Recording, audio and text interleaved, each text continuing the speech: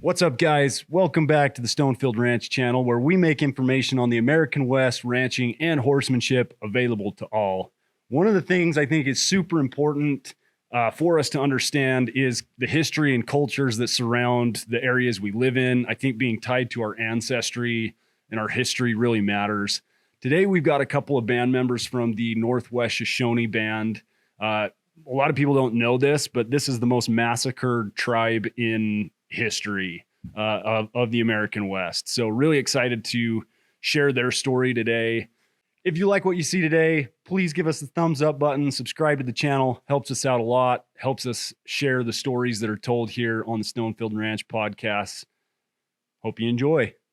Well, appreciate you gents being on today. Got some really cool stuff coming up for the Northwest Shoshone. Northwest Shoshone have been in the news a lot lately. Really want to just kind of dive into the history of the tribe. At one point, Lewis and Clark, I think, documented there was probably 60 to 70,000 strong for the Shoshone band in the Western states. Yeah. When they came through, of course they had Sacagawea, who was, a Lemhi Shoshone, but also lived with the Northwestern band for like 25 years. And so when they got to the area, she was able to talk to everybody and knew a lot of people. And so when they did their map, they would write, so many thousand souls. And when you calculated up all the Shoshones, it was 60 to 70,000 that they had encountered, which was a little smaller than probably what it had been a few years before, prior to real contact. They used to travel in these large bands.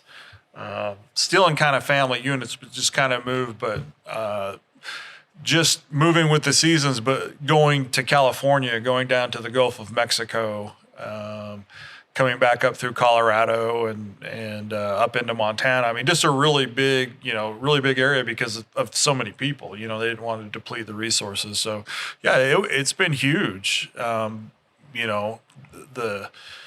It's kind of crazy to think, how big that was, and just interesting to think of how they started to shrink down over the years.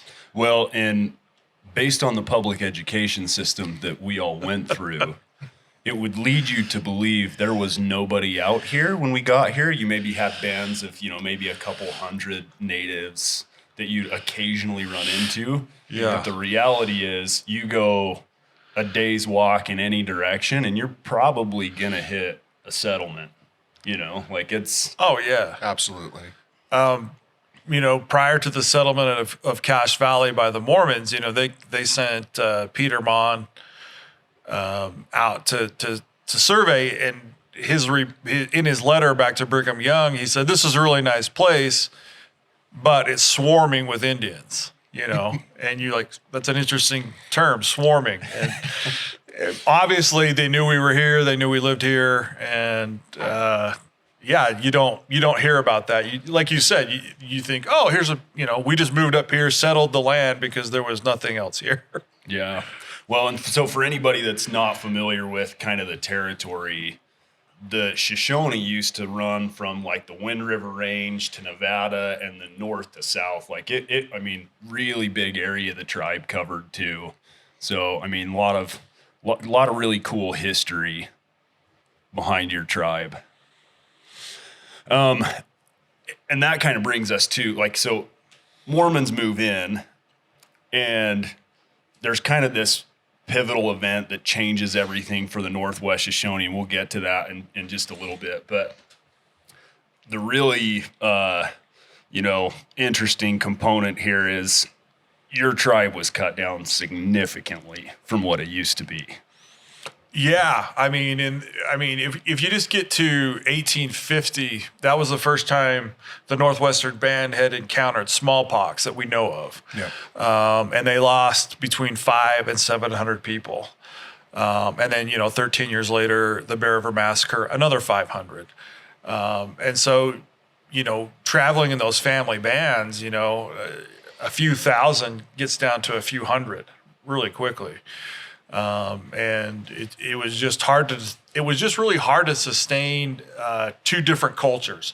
an ag culture versus a hunter-gatherer culture, and because one is going to deplete the other, and so people had to either move or they just starved, or it just wasn't, a lot of different fights and things like that. So it was really hard to keep our numbers up at that time. Well, and we talked about this a little bit last time. Again, American school systems are kind of interesting because we pick winners in history, and those are the histories that we tell. So you take something like World War II, where there was like genocide happening, and essentially Hitler's trying to wipe out the Jews, and we're like, oh, that's so terrible. But because we won, that's the history we tell. But over here, natives, we really did the same thing to the Native American culture, and we don't talk about that. I mean, it was essentially genocide. Oh yeah, there were acts passed in Congress, termination, like just, all right, we'll just terminate them. I mean, that was an actual law. It was interesting when I was reading a lot about World War II, how Hitler said he planned the extermination of the Jewish people after the way the United States exterminated Native Americans. Same way. Concentration camps were basically reservations. You don't feed them. You don't do any of these sorts of things. And you look at that, and like you said, you're not going to I don't think you're going to run into anybody named Hitler nowadays because it's just associated with evil. But his idea came from what happened to the Native American people here in the United States. So really, really sad. Yeah, really terrible. And for anybody that isn't familiar with the history of the area, if you get a chance to pick up Darren Perry's The Bear River Massacre, a Shoshone history, really phenomenal read. It's 100 pages. You can burn through it in an afternoon. Just gives you a lot of context for the Shoshone people. Kind of a really interesting dynamic in Utah in that time, because you've got like the Mormon people that, were kind of pushed out of Missouri into Illinois, and then ultimately pushed out of Illinois to Utah. And then they were like, hey, we're staying here. And essentially ended up doing the same thing to the native people that had happened to them, and there were some good people in there too, but yeah, we knew they were coming. Like when they got here, it wasn't a surprise, the Eastern Shoshone saw them, and people were relaying message back and forth. And a lot of the early words about the Mormons, coming across is like, these people are different. They use their guns to shoot animals, not Indians. They dance and sing at night their own songs, really kind of mirrored the Native American people. And so it wasn't such a hard thing for them at first to have them move into the valley. Of course, they came in and talked to Brigham Young about, well, okay, we'll let you stay here, but you got to kind of stay out of our way. And that didn't really fly at the end of the day. But there were some really great people. I mean, we have a lot of oral history about when the Mormons got here, their feet were just broken and bleeding, and our people went and made moccasins for them and wrapped their feet and showed them what plants they could eat, because they didn't have any food yet. I mean, they just got here and started to plow and do different things. So it started off really well. It's just, when a population starts to grow and seek more gain with livestock and land and water and different things, that's when things start changing. Yeah. Well, and I think that's, as I think about maybe some of the fundamental differences, in Native American culture versus really kind of European culture that's carried over to the States from immigrants, it's like this idea of resource allotment.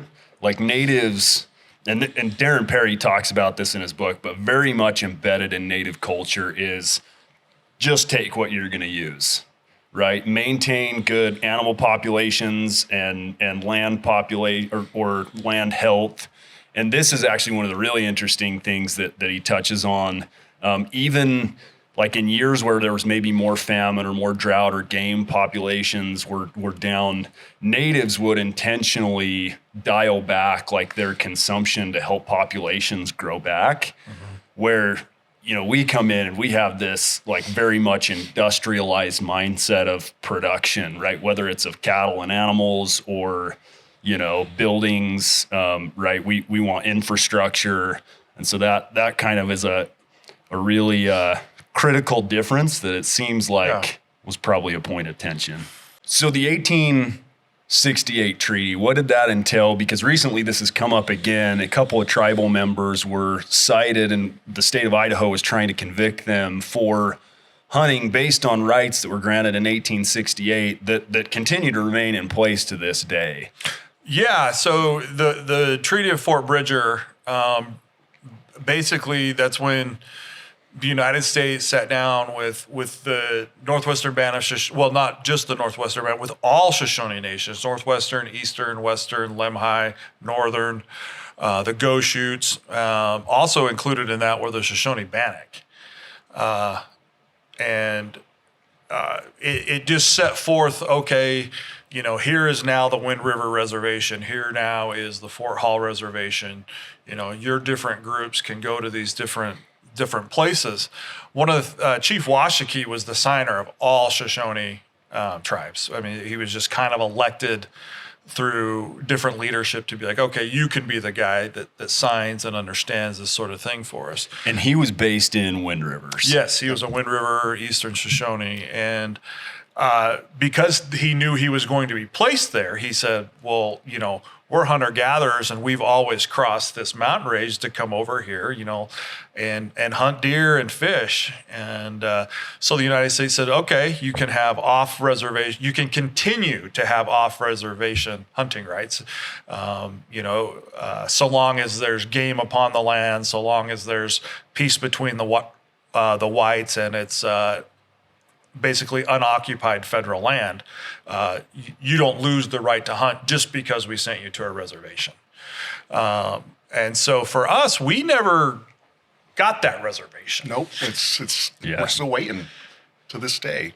And we have a lot of hunters. Hunter is one of our best hunters, and going out and doing these sorts of things. But he's limited with the territory you can go because we are afraid in certain instances to get arrested. We've had several people in Idaho that were, over the years, cited and then went to court, and the judge always, well, yeah, you guys have this treaty, this and that. I don't know what changed, but they they got tired of it and convicted 2 of our people, wanted to charge them with a felony. And so we had to protect our people. They being the Idaho Fish and Game. Yes, Idaho Fish and Game. And so we just did what tribes should do is protect your people and also protect your sovereignty. I mean, we have this agreement that everybody signed and to continue our hunting and fishing. And so we ended up filing in federal court, because we're a federally recognized tribe. The federal court in Idaho just dismissed it on the face of it. Didn't give us a chance to argue, didn't give us a chance to present anything. Basically just said that the solicitor's opinion from the 1980s didn't mean anything anymore because it was too long ago. And, which was hard to understand because, that was the Department of Interior who we, are beholden to. Did you remind them that we still run off the Constitution from the 1700s? Our attorney mentioned that, and he says, the basis of the Constitution is treaties, and they just didn't. So we had to appeal it to the Ninth Circuit Court, and we went up there, and we were able to argue almost a year ago, February of 2023, and overwhelmingly, it was a 3-0 decision that, these guys have the right to hunt in their Aboriginal territory. I mean, when you read the treaty, one of the things that the judge asked us was, well, can you go to Delaware and hunt? Because it just says any unoccupied lands. And we said, well, that's kind of what it says, but when you kind of read through there, it really talks about your Aboriginal territory. So for us, it's up, basically up to the Snake River, over just, into the very eastern Nevada, Jackson in Wyoming, basically down to Point of the Mountain in Utah, and just a little over in Colorado. And those were based on the original treaty map that they had drawn back then. And what does the treaty grant in terms of like what you can take, right? Like how many bulls can you take? How many? Yeah, basically, it was unlimited. As long as there was as long as there was enough game around, you could take it. And I think that was part of the peace with the whites. Is you can't take all of theirs too. And so you had to practice conservation. But like you had brought up before, and Darren had written in his book, and I know Hunter practices this, is you only take what you need. Especially if you're a hunter-gatherer, that's a lot of stuff to carry. Yeah. And so we were allowed to take what we want. Now, it's a little different nowadays. I mean, we're in an area where, as you know, there's 600, 700,000 hunters. And it's a really big deal. And, people want to manage the game, and we're all for that. And that's really what we want to do. It wasn't, the lawsuit for us wasn't to tell Idaho, hey, we're going to come and slaughter absolutely everything. It was, you guys need to recognize that we're a federal tribe, that we have treaties, that we gave up 60 million acres. And what we retained was hunting and fishing, Well, and let's talk about like some of the real numbers behind this. Last count I checked, the state of Utah issues like 60,000 deer tags for the state. The Northwest Shoshone that occupy kind of the northern Utah, southern Idaho portion, like how many people are actually hunting? I mean, how many game are the Northwestern Shoshone like actually taking nowadays? Yeah, so give or take, the last few years, obviously hunting's become more popular in our tribe. I think we're up to around 50 hunters per year. Okay. This last year, I want to say, Patty said we took 24 or 25 big game animals in the entire tribe. So deer, elk, and deer, moose. elk, moose, yep. Okay. That's our total. 24, 25-ish, right? 24, right in there. 25. So that versus probably what the rest of the state is taking. It's like a fraction of a percent. Oh yeah, the amount of animals that get hit on the road, every day during the winter, that's we're nothing. Like no one needs to worry about us. We practice that. A big thing with Idaho, they're wondering, can we take one in Utah, one in Idaho? No, you get one bull tag to take in our area, or one buck tag to take in our area, and that's it. You're done for the year. And if you have excess, we ask that you donate it to the tribal freezers, because we do have elders and families that don't have that ability. So yeah, that's awesome. Yeah, hunters called on a lot to hunt for some of our incapacitated hunters who are older or have some sort of a disability. They have the opportunity to say, hey, I need someone to hunt for me. And there's 3 or 4 that do that. Hunter's one. And goes out and gets it. And really, as Hunter said, it's one for our entire Aboriginal territory. We issue the big game tag. And if the states were to kind of talk to each other and talk to us, it's more advantageous. We may not take, 27 in Utah next year if we have Idaho. It might be, 20 versus 5 in Idaho. It's just the numbers will start to even out in different states. Mm-hmm. With Utah, they at least had the foresight when we were going through these cases in Idaho. At first, they thought they were really going to take advantage of, oh, you guys got told you can't hunt here by a federal judge. Maybe we can't have you hunt here in Utah anymore. The governor and the lieutenant governor, in their wisdom and who are actually, really friendly to our tribe, they said, no, we're not going to do that. Yeah, Governor Cox he's the governor of Utah right now, and he made some public statements like, no, like we're going to still grant access. Yeah, and they did. And, they supported us and actually came up to Portland when we argued our case in the Ninth Circuit. the state of Utah came and argued on our side for us to say, hey, we recognize them. One thing that they asked of us is if we could just communicate with them and work on, conservation, now that they understand that we took, like Hunter said, 25 big game animals, it was more of, there's nothing really for us to oversee. Yeah. And as far as like fishing and small game, we just told the state of Utah, we're like, hey, it's really hard to manage each one of these things. If you would just issue us a state tag for small game and fishing, or a combo tag like that, we'll hunt under state rules. We'll follow your proclamation, because that's not a big thing. That's not a big thing to us. I mean, it's, we like big game, but, we have hunters and fisher, and sometimes it just gets confusing to figure out what are the waters of the United States, where am I for the small game? And so with the state tag, it expands our ability to hunt and fish in other places, but under state rules, like you said. State limits, so it's just all, we play by the same rules. Yeah. Makes it easy between everybody. Yeah.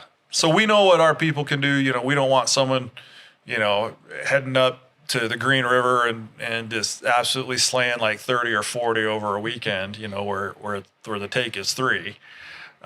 Realistically, we could have done that, but I don't think anybody really did. It's just to dispel the notion that we're not out there just doing whatever we want. We want that good relationship with the state, and they've been extremely helpful, in helping us set up different things and navigate and be advocates, for us. Yeah, this is kind of an interesting. The subject gets more interesting the deeper you go, because you look back, like the ownership of land based on who was there when and who gets to do what on land. And the reality is, obviously, native populations were here long before us, right? And you even had this come up a few years ago. If you remember the Clive and Bundy, standoff down in Bunkerville, Nevada. Mm-hmm. His argument was like, hey, my family settled this area. I was here long before the BLM, and now the BLM's telling me what to do and trying to get me to pay these federal taxes. And he's like, I'm happy to pay the county or like the local government for the use of the land, but I'm not paying the federal government. And then when you think a lot about it, you're like, well, even before his family settled the area, there's probably additional rights for natives that have been overlooked.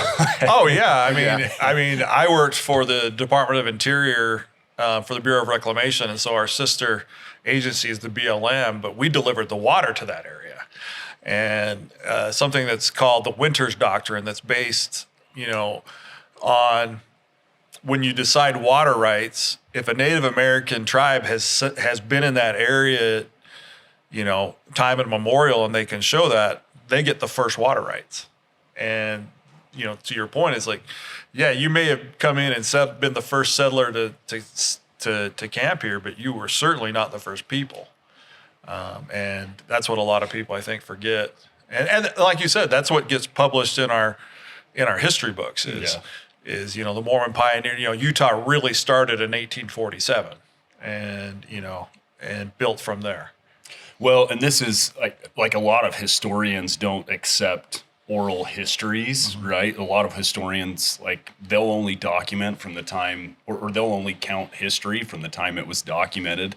I think we're getting away from that a little bit, as we start to dive into kind of more of the historical relationship of mankind. One of the most interesting characters or individuals in the Shoshone history is Chief Sagwitch, because he's really the one that led the Northwest Shoshone people into kind of the future, right? Into this new relationship with Mormon pioneers. You guys did not get a reservation. You guys just kind of had to acclimate with what the culture was doing. Yep. Yeah. I mean, and, I don't blame his distrust on the federal government. I don't either. And you're in an area, you see who's taking over. He was friends with Brigham Young, and hey, what's best for my people? Yeah. Chief Segwich is a great grandfather to both Hunter and I, and I know my grandmother told me stories orally over and over and over again, and I'm sure, knowing who your grandparents were, Yep. you probably heard a lot. Absolutely.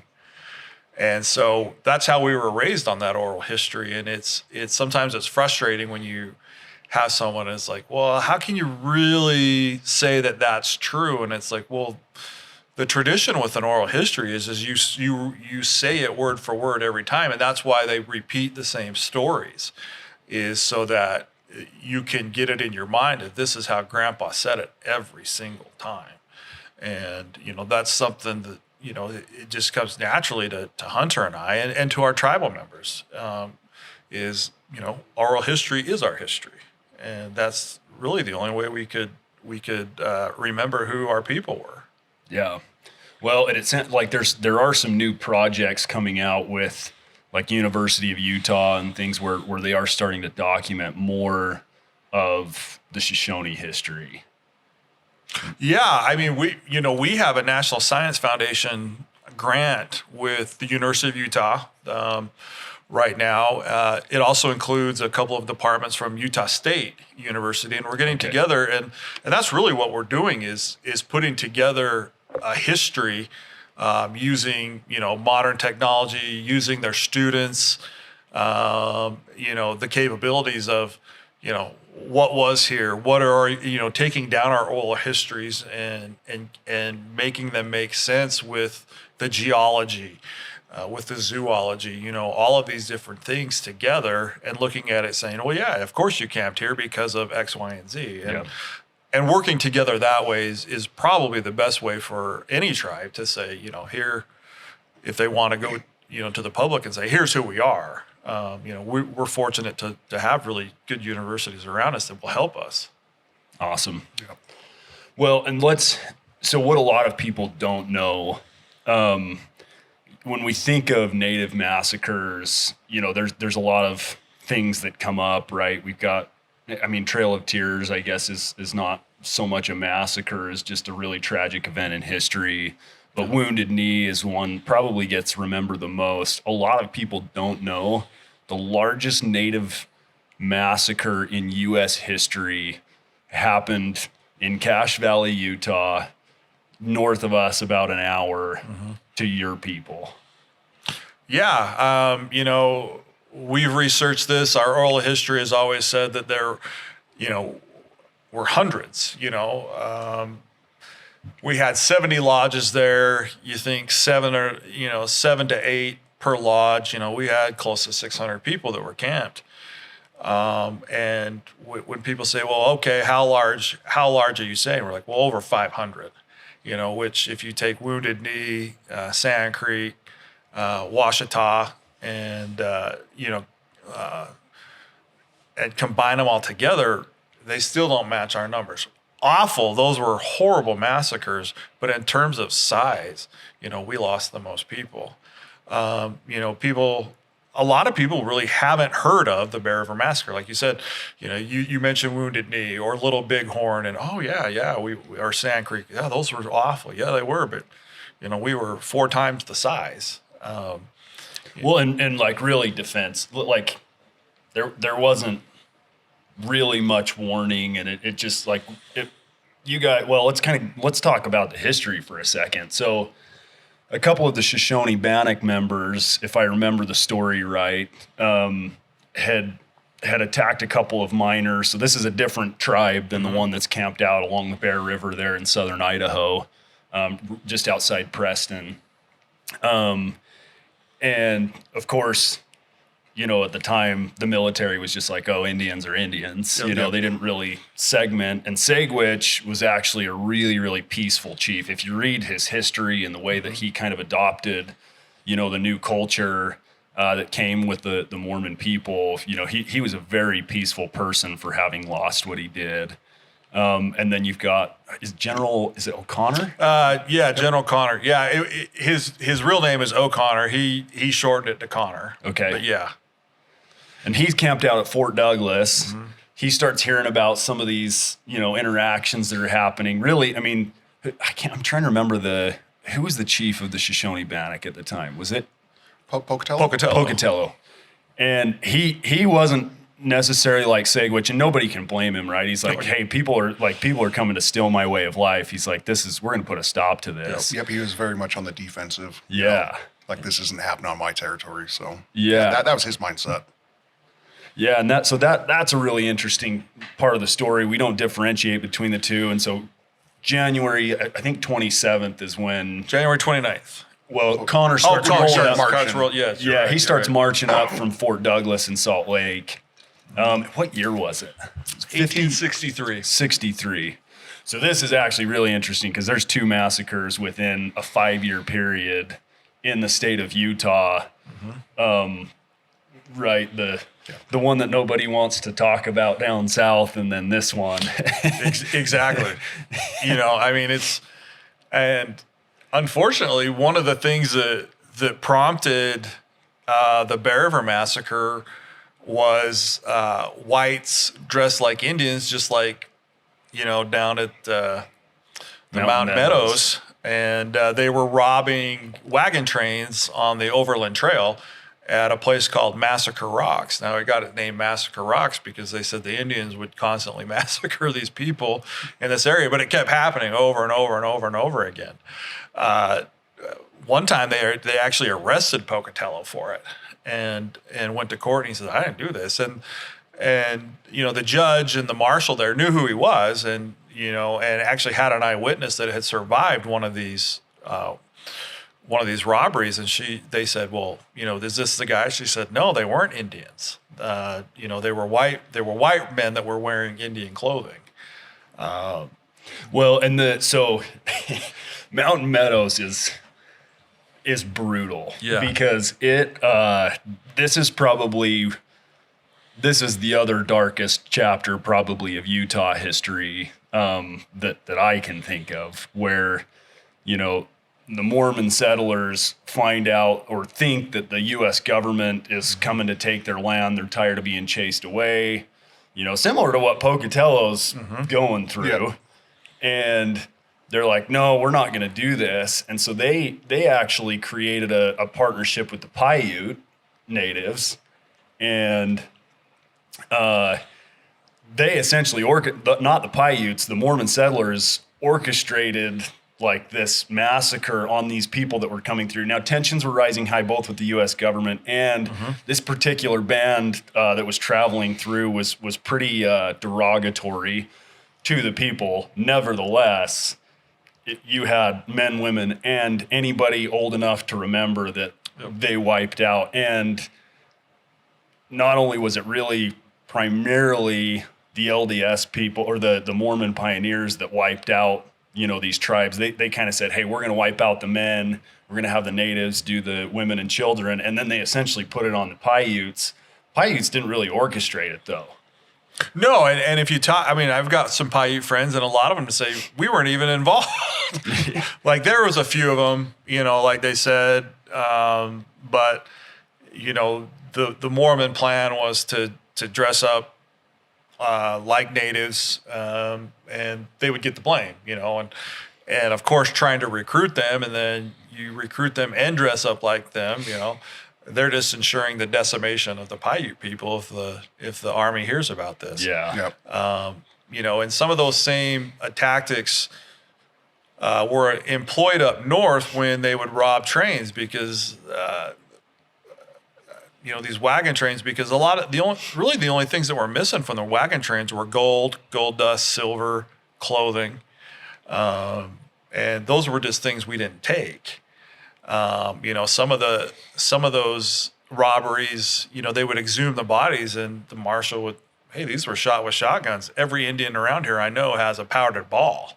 They don't have these sorts of weapons. They don't have these sorts of things. And so, we got blamed for a lot of things we didn't do. And like you said, an Indian's an Indian to a lot of people. It's like they didn't really differentiate. And so there was a lot of those sorts of issues that were happening. And General Connor, when he signed up for the detail.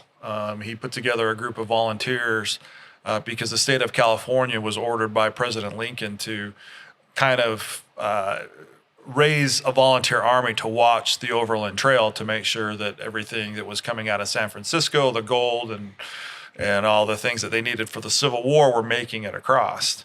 And so that was really their charge. And there was a 3-year assignment. And that's what Connor signed up for. And even on his way over, he massacred the Indians at the Ruby River, there in Nevada, and then made it here and I think he arrived in between August and October of 1862. And then, by January of 1863, he had his first real massacre. He hadn't been here very long to see anything. He had just heard stories. And like you had brought up, you had a group of miners around Salmon, Idaho, up there near the Salmon River. So not very close to where we were camped, in the winter. We don't really break winter camp. Indians don't generally fight in the winter. That's just not what they do. Yeah, you're trying to you don't need one more thing to try to survive.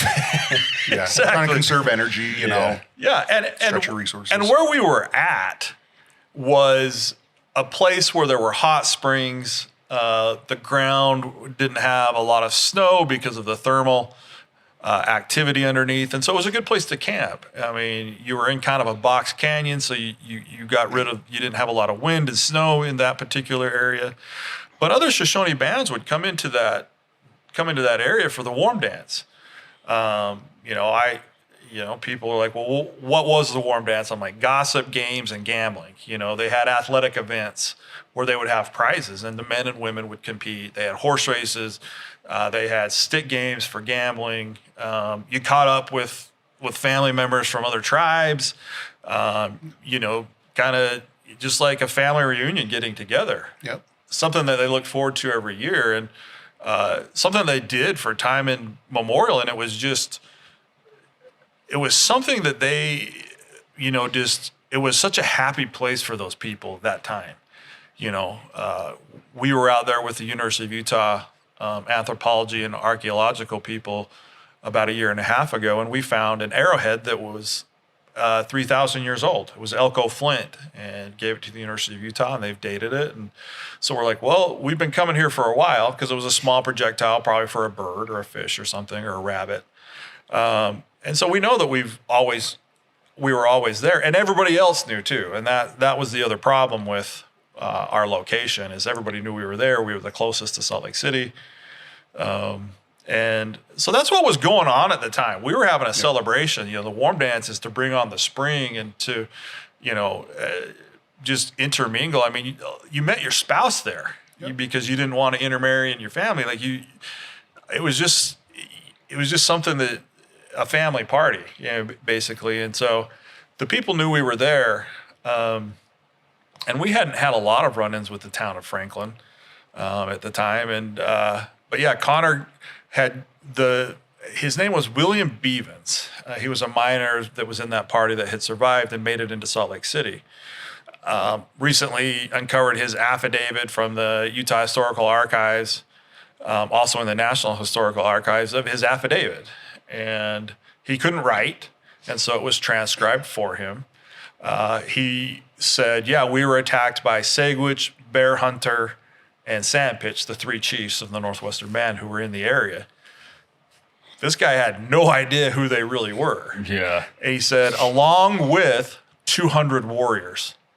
Now, there were 9 miners, and I think 6 or 7 of them got killed, and they were attacked by these 3 chiefs and 200 warriors.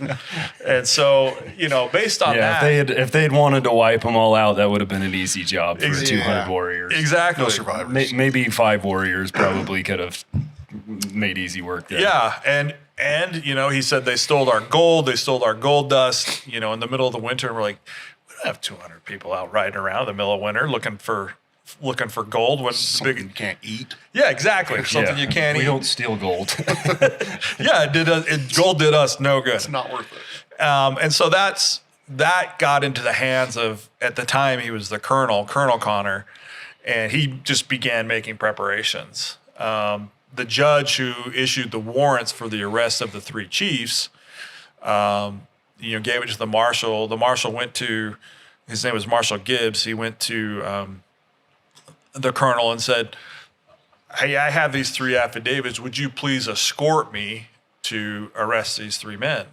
And Connor said, "I've already made preparations to go up there, and I'm not bringing anybody back. I don't want to deprive my men of a little Indian killing fun." And Connor said, "And besides, you can't ask me to do that because the law says you have to form a posse first. And if you can't find one, then you can ask the Army. But you're welcome to ride along, but we're not bringing anybody back." And that was his mindset was already made up. Yep. He could have cared less what the judge said. And the other thing, it was a volunteer army. He wasn't ordered to do this. Yeah. It didn't come from on high. This was his own idea. And so he just decided to put together his 200, 300 men and march north. They talked about how cold it was. Their whiskey was freezing. There were 10-foot snowbanks. More of the soldiers died from hypothermia and frostbite and different things than were actually killed in the massacre.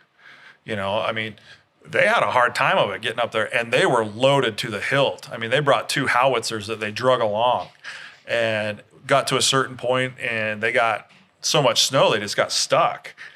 He was prepared. And a couple of days before, we had heard that they were coming. And, standing operating procedure, even today, with the Army is try to negotiate first. And our people, that's what we thought was going to happen. That morning, the chiefs rode out to meet with the Army leader and saw that they were coming down the hill and fording the river and started shooting and running. And so they had to immediately turn around because the camp was still asleep. We were so sure that they were going to negotiate with us, and they were going to turn over, whoever had done this, because one of the other things that people had complained about was that there were some horses and cattle taken by 3 members of our band. Mm-hmm. And the thought was, well, we'll turn these 3 men over. We'll give back the horses. We'll give back the cattle.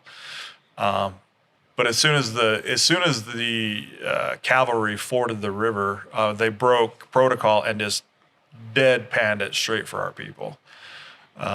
And then the fight's on at that point. In camp we've had our oral history, which also was documented in certain papers back then, of 115 men that could actually fight.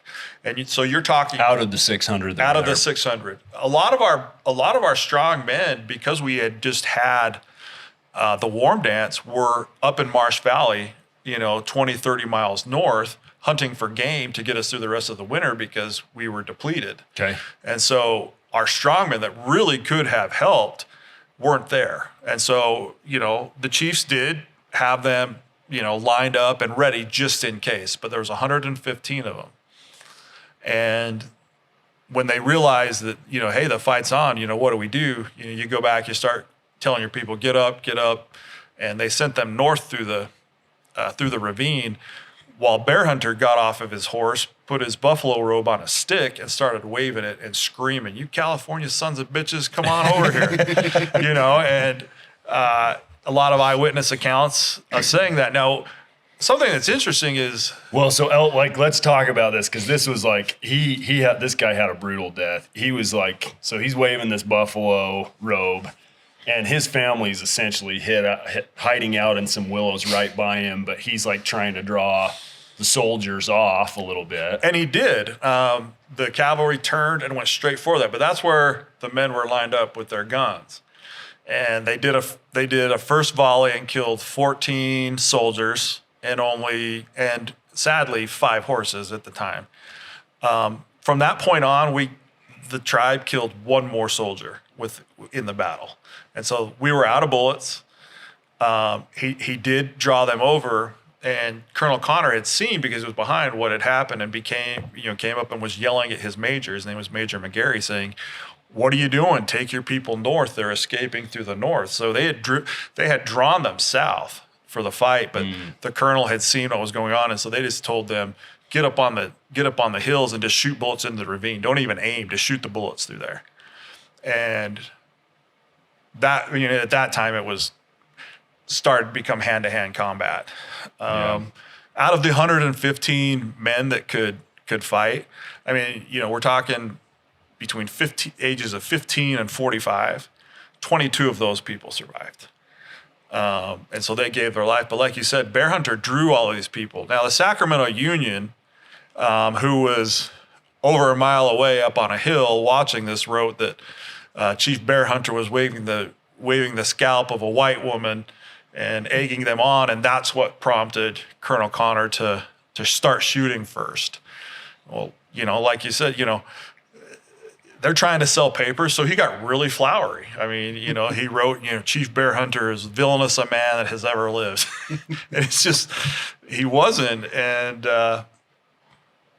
after those first volleys and some fighting, he had seen his family in the willows, and he sat down at a tree. And the soldiers came over and got him. He just he just sat there stone-faced while his family was getting away. But his wife turned around and saw him get whipped, shot, not deadly shots, but just shots in arms and legs and certain things, and beat and kicked. Well, like from my understanding, intentionally shot in places where he wouldn't die. Yes. Yeah. To torture him. Yes. And then his actual death, they heat up a bayonet in the fire and then put it through his ear. And like that's how.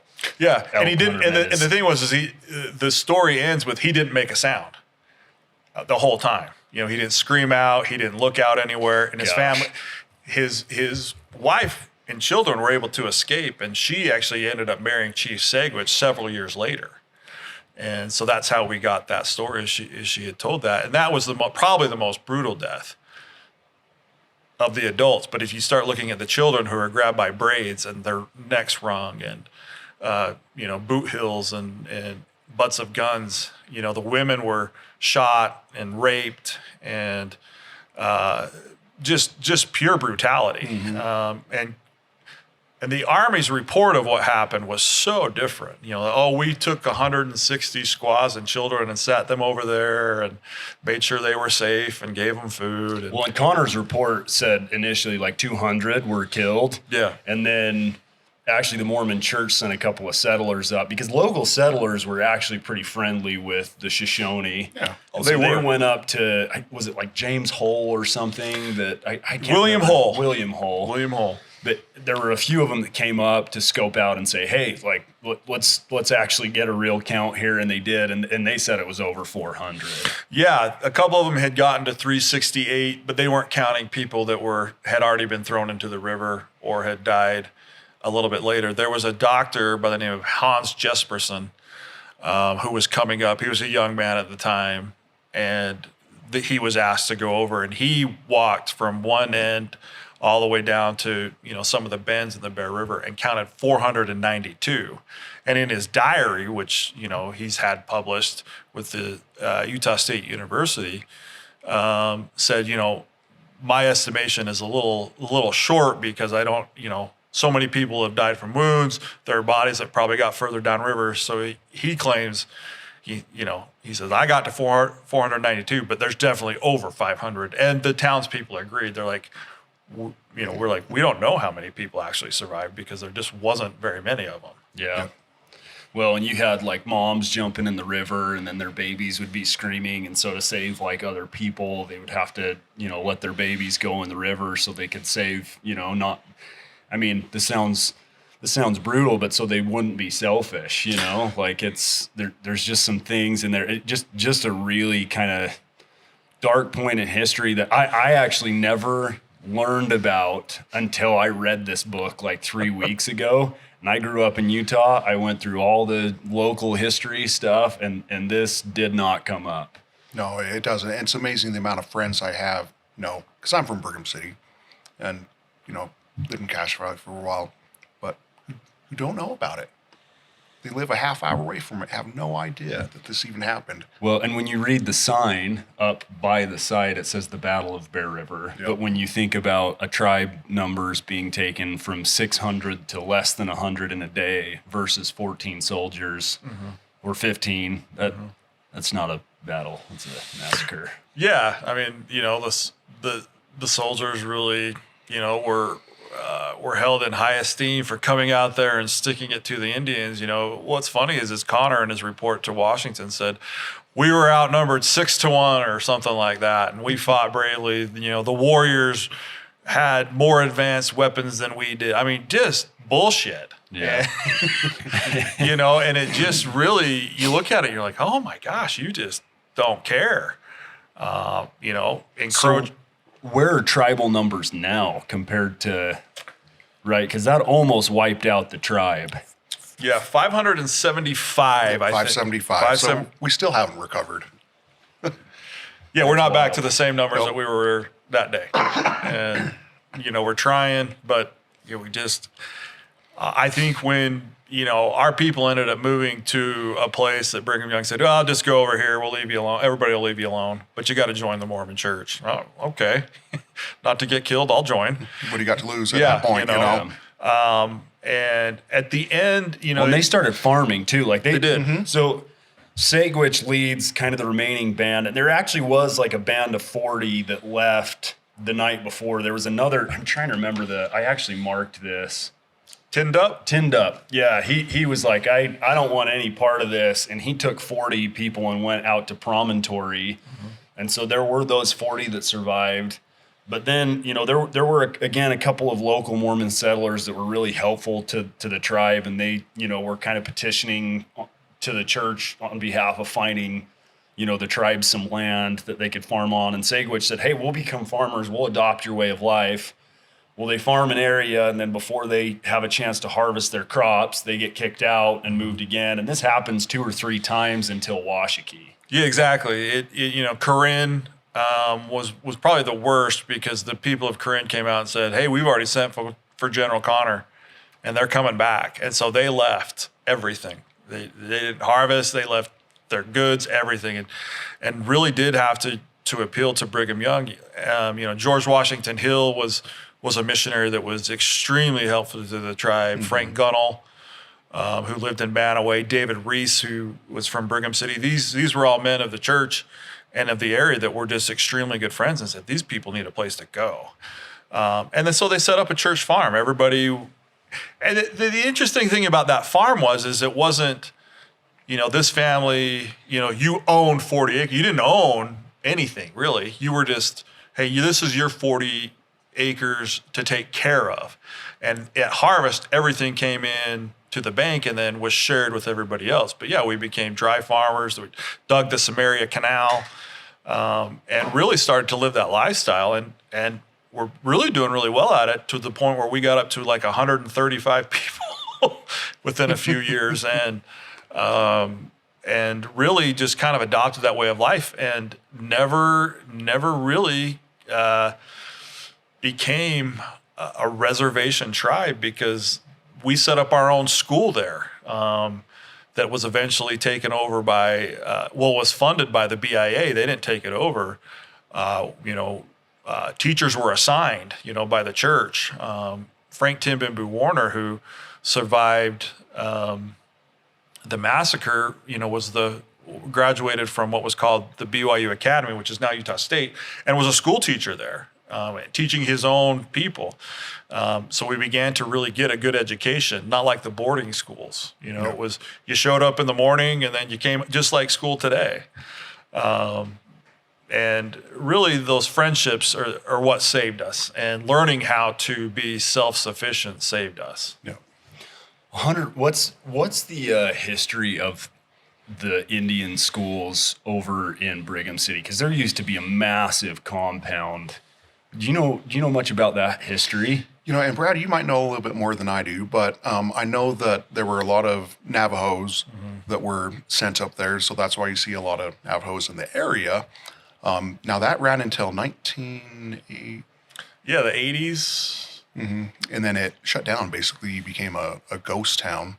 But And now they've like torn most of the Yeah, buildings most down. of it's torn down. A few of it, or a few of the buildings are warehouses. Some companies have moved some manufacturing in there.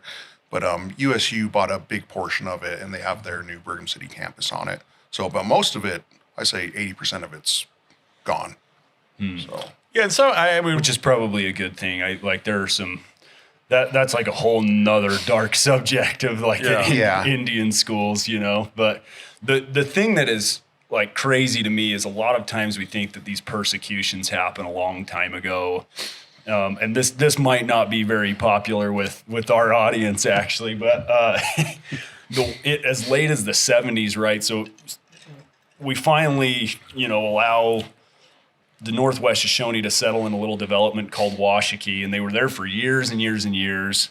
And in I think it was 74, there is a local church leader that orders the burning down of these farms and these houses. Like there's a I can't remember the tribal member's name, but he comes out, he's like, why are you burning these ditches and these homes? Like these homes are occupied.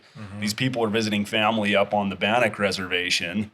And they're like, yeah, well, I've got orders to do this, and you need to vacate your house in 3 days. And he says, well, I'm not going to do that. And then he gets a letter from McConkey. Kurt McConkey. Yeah, Kurt McConkey, a law firm in Salt Lake. And I think it's the church's law firm. I don't know. It was, yeah. But it basically says like, you got to get out. This is our land. And then they ended up selling it to a rancher. But I mean, that's 1974. That stuff's still happening, and you guys still don't have your own place, your own reservation. Yeah, we had basically understood that was ours. To the point in the 1920s, the current president of the church at the time, George Albert Smith, signed over the deeds to the land to the different family members. So then the family members now, okay, this is your 80 acres, this is yours, this is yours. They had ownership. So they did. The guy that came out was actually Hunter's grandfather, Frank Timbimbu, and was sent that letter and told, well, we'll excommunicate you. Oh, that was your grandpa. that was my grandpa. So his grandpa and then our great grandparents came out and saw that. But yeah, Frank, important, figure in the tribe because he forced us to stay together and really took the church to task, saying, the attorneys just, we're being attorneys, like, hey, we'll excommunicate you, we'll do this. And he says, I'm a bishop. I know you can't excommunicate me. They said, well, come into the office by yourself. He says, I'm not doing that. He's like, no, I've seen this play out before. Yep. And so, that went on for years. I mean, it wasn't just like, hey, we showed up and things got better. It wasn't until the 1980s. President Spencer W. Kimball had taken over and had interacted with the tribe at Washakie for a lot of years. And so they went back and they said, here are the deeds that we have. Why in the world would you do this? And President Kimball apparently took the deeds and said, oh, I'd know Brother Smith's signature anywhere. You guys, this is a great misdeed that's been done to you. We had about 16,000 acres. The church at that time donated, had the people who owned it donate us 190 acres. The reason we chose From the 16,000. From the 16,000. And so Seems fair. Yeah. and the area we got back was our cemetery, where a lot of our members that had survived the Bear River Massacre were there. There were several cemeteries in the area which have now been lost because back then where you died is where you were buried. They just figured, well, the great creator took him here, so we'll just put him in the ground. And it's all awful, but in those homes were records that we had written down, We finally had, those written records that people recognize, and now we're starting from zero again. Now The they amount got of times wiped we've had to start from zero as a tribe is appalling. yes, But we're still here. Yeah, exactly. I mean, that's the biggest thing is we, our grandparents, our aunts, uncles, everybody just said, you guys just got to keep fighting. You got to keep persevering. And, and that's what we're doing today. We recognize that we have 190 acres of federal land. It's not a reservation. It's just something that gives us federal recognition so we can apply for programs like Hunter's our health and emergency director. Because we have that little piece of land, he's able to do his job and apply for grants. And And you run health clinics on that land? Is that what? No. So they're actually off our land. Okay. So. Yeah, we don't have anybody living there. Nope. There's no water. It's just really just kind of a cemetery. And it's a very special place to us because that's really the only piece of the land that we have. In 2018, we bought the Bear River Massacre site back. And I'll say that again, we bought it. With our money. With our own money. To buy it back. That we saved up, we bought back that sacred piece of land. And it's not a reservation. It's just personal land that the tribe now owns and protects. Is the tribe trying to get a reservation now? What does that look like? Yeah, so we've recognized that you need land. In order for tribes to succeed, especially today, they need land, water, and power. And so we. And what do you mean when you say succeed? How do you define just returning to your way of life, your culture? Keeping the culture. Yeah, okay. Keeping the culture of, language and plant uses, animals, how to use them, how to tan, how to bead. Right now, because we don't live in a community where all of our people are neighbors, they're all interspersed, it's really hard to gather them together in a spot. Mm-hmm. Because we don't have large buildings, we don't have places for these sorts of things, we don't have clinics. But with a larger land base, you can start to gather some of these people together and succeed and teach. Get your kids ready to speak the language, prepare them for schools and different things like that. Gives the tribe different opportunities to practice its culture. Other tribes have this, and we just don't. And we've recognized that. So over the last couple of years, we've been talking with state and federal leadership about, hey, the treaty says we were supposed to get this. There are several instances where you all tried but failed for whatever reason to give us a reservation. And so, in fact, in 2 weeks, the chairman and myself and our executive director will be going to Washington, D.C. Again, we've already made a trip there to talk about this, but to present our legal argument. Kind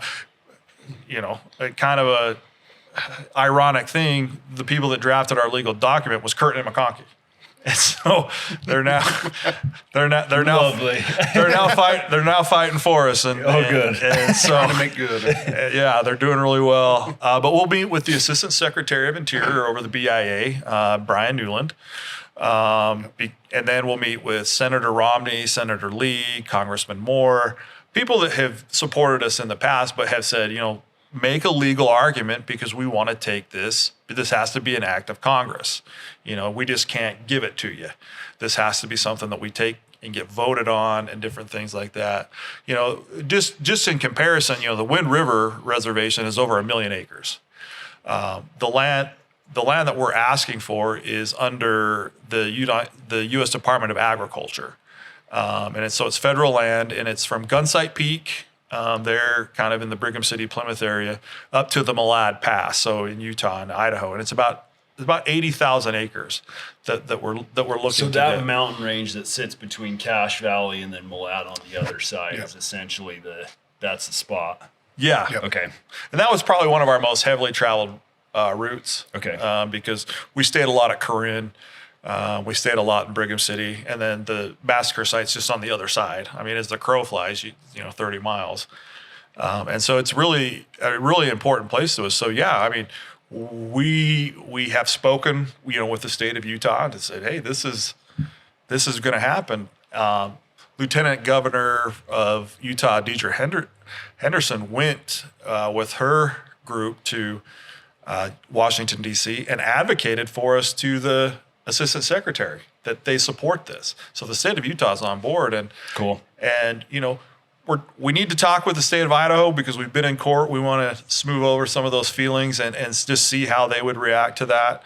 But it's federal land, It's right? federal land. Yep. So, I mean, yeah, the buy-in from the state of Idaho is kind of a nice to have, but it's not a must have. And one of the things is we know people graze there. We know people get water from there. We don't want to change that. You know, we want to not throw anybody off, and we just want to work with them. One of the other things that we could do is provide. We don't want to cut off that hunting area, but we want to be able to control it. You know, so somebody like Hunter, and I've already asked him about this, is like, hey, would you be an outfitter out there to help people? And I think he'd be great at it. And so there are different things that we want to do because we want to show people, you know, here's how you skin your deer, here's how you do this, here's what you're going to use this for, and this and that. And hopefully it's a really good experience. But yeah, we're determined to get this. So when that does come up, important thing for our viewership is, you know, I mean, There not going to be a whole lot of changes in terms of grazing rights and some of that other stuff. So, you know, vote on behalf of, you know, the Northwest Shoshone and helping them get some of that federal land. And as that gets closer, we'll try to help out a little bit. And, you know, because it'd be good to do a little restoration from some of the tragedies of history, you know. Yeah, we seeded the Northwestern Band just by itself seeded 9 million acres. And we're down to 189 that was was donated by the church, you know, and put into federal trust. They helped us do that. So yeah, we went from 9 million acres to 190. So how do you, and because tribes are so closely tied to the land that they live on, so totally understand like the need for, you know, getting a place. What's the future for the Northwest Shoshone? I mean, when you think about perfect state, here's what we'd like to see with the tribe. You know, and I'll let Hunter talk a little bit more about this. Our three biggest programs are healthcare, childcare, and education. We want to continue to do that. And having that land base will ensure that we can prepare our kids culturally in the Northwestern Band of Shoshone culture and take that and teach that to other people. Now, you have a lot of things going on with health and emergency and family care and those sorts of things. Yeah. So the healthcare side of things, you know, when I started with the tribe, we serviced 35 people in Box Elder County. That's all we were allowed to do. That was our service area through Indian Health Services. Okay.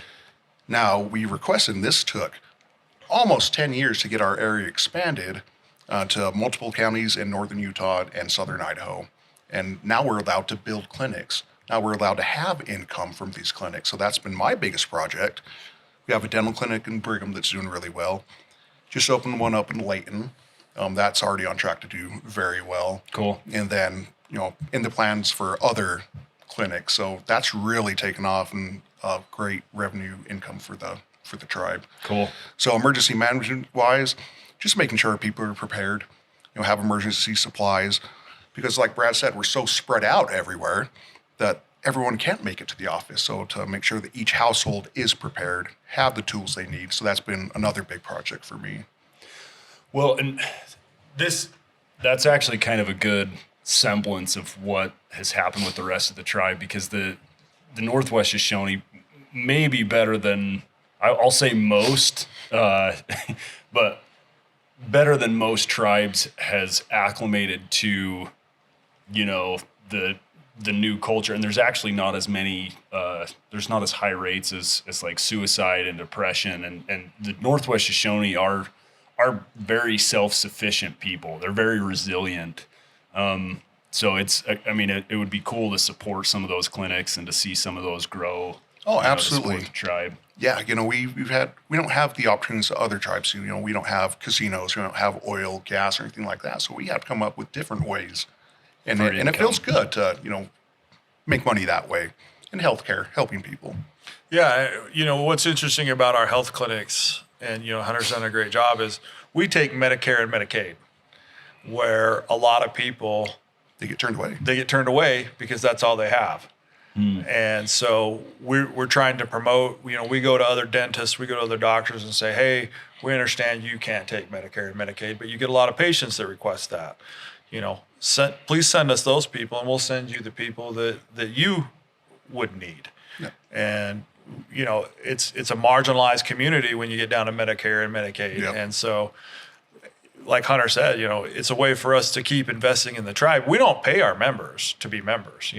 One of the misconceptions out there is that Indians get free money from the federal government. Yep. Well, they tried to kill us all off. Why would they give us free money? Certain tribes will pay their members from income. We put it back into healthcare. We put it back into education. We put it back into culture. And we just want to self-sustain. And we know that we have to help the community. We'll build childcare facilities for the community. And that's kind of the future of where we're going, is we just want to expand and be in the community and be a positive influence, not a drain. Cool. Exactly. Well, and I think, one of the things that I've noticed as I get older is I care more about my roots, right? Like I very much have grown up, in a Mormon community. That's a lot of my ancestry. It's a lot of my close ties. And I value those roots. I value my other ancestry, like Daniel Boone. So my great-great-great-great-great-grandpa was actually Daniel Boone's, was raised by Daniel Boone. Awesome. So Daniel Boone's brother died, who's my great-great-great-great-great-grandpa. And then his son was then raised by Daniel Boone. But as you get older, I think you care more about those roots that you come from. And so I think it's important for, the Northwest Shoshone and really all tribes to be able to be pretty closely tied to their roots, because I think that's part of our value of humanity. I think one of the reasons we have really high rates of suicide and depression across, everybody, the whole culture is battling that right now, is because in some ways we've kind of forgotten who we are as people. And so if we can kind of maybe get back to some of that ancestry, I think it actually does a lot for our mental, I don't know, I hate to say the word mental health, but that's what comes to mind, Yeah, no, I agree with you. Looking back at your ancestry, that's amazing. Daniel Boone. I mean, that excites me to look more at mine. Hunter and I have this oral history of who our grandparents were, and it's just interesting to learn more about Segwitch and those that had lived through the Bear River Massacre, what they became. And I think it does help mental health to know where you're from, because you can see and learn about how resilient a lot of these people were. And, you can draw on that, like we talked about last year, we're outside freezing at the Bear River Massacre Memorial, and then realize, Segwitch and these guys were jumping into frozen rivers and surviving, and we're out here in our big coats, cold, for a few minutes. And you think of that, and you're like, okay, I got a little bit more in me. That's my blood. I got a little bit more in me. Yeah. Well, there's so Ryan, I love Stoicism, and Ryan Holiday's, probably the foremost modern author on Stoicism. He's done a great job of combining a lot of historical records. And I can't remember which book of his this is. I've been through all of them, and so I'm trying to remember this one. But he says, just remember, you're the product of thousands of years of resilient people. You can get through a job loss. You can endure just a little bit of cold. Like, yeah. It really does, I think, make us a better people. And there are these little events that happen that help us remember those things, one of which is the memorial service that happens every January 29th to remember the Bear River Massacre, rain, snow, or shine. Yeah, we're there. I mean, last year was extremely snow-filled. There were wrecks coming up, and it was cold, but we did it. And we were glad and grateful for those that came out and celebrated with it, because it really is a good chance for the community to get together and just put your arms around each other and be like, hey, we're the same. Like, we have different cultures, but we're the same. We're people. Let's get along. And the massacre site, being able to purchase that has been phenomenal for us because we're bringing back our culture. One of the things that is really important to us is the Great Salt Lake and conservation of water just in general. When we bought the site back, it was just pure ag grazing land, which is great. Those farmers did a wonderful job up there creating a place to plant crops. But that just isn't our history, and that's not what our people would recognize. We want to memorialize that place to our people. And so currently we're taking out massive invasive species, mostly Russian olive, crack willow, thistles and different things like that. Hunter and I were talking a few minutes ago about each Russian olive tree takes 75 gallons of water out of the system a day. We have about 300 to 400,000 of those on our land. We've taken a lot of water. Yeah, it's a lot of water. We've taken about half of them, and that's water that just goes back into the Bear River for the users downstream and hopefully to the Great Salt Lake. Talking with the state of Utah about leasing our water to ensure that the lake's levels come back up to where people aren't so worried about it. We're going to plant over 300,000 native species of trees, choke cherries, service berries, Fremont cottonwoods, rabbit brush, willows, things that are important to us, and be able to share that with the community. We'll have walking trails in certain areas where you'll see spearmint or other medicine plants, and you can learn about them right there. And we can teach our kids how to cultivate that, how to use it, and different things. And lastly, up there, it's been in an irrigation system for 150 years. That's created a lot of sediment. We're the largest. Our area of the tributary to the Bear River is the largest sediment loader in the entire Bear River system, and so we have some pretty thick, brown, dirty water. Well, and so just real quick to talk about the Bear River. So it starts in the Uintas, winds through Wyoming, then comes through Utah, then goes back into Wyoming, Idaho, and then it comes out into Utah, and I think it finishes in the Great Salt Lake. But it crosses through 3 states, and you've got farms and ranches along probably the vast majority of that. Yeah. So you're kind of at the tail end. So you think about all the stuff coming down, there's a lot. There is. There's a lot of sediment, and, one thing we'd like to bring back is animals, and fish. Bonneville cutthroat trout was really important to us. If you have trout, you have eagles. If you have plants and trees, you have deer, and you have these other types of, wetlands game with some of the, wetlands areas that we want to create. So we're actually taking we're the last user on our system and tributary before it enters the Bear River. So we're taking our portion of that channelized ditch out and running the old Battle Creek, which used to be called Beaver Creek, meanders back over our land. So natural flowing water, so it can turn and start to get out some of that sediment. And it'll be nice for us, but it really benefits the users downstream. We estimate by doing this, because we have about 35 to 40% water loss right now from our water rights that we have. If we do these things that we're talking about, the estimation on the low end is about 13,000 acre feet of water to the Bear River, basically the Great Salt Lake, every year. So another 13,000 acre feet would enter the system, and we're just a small tribe with 500 acres.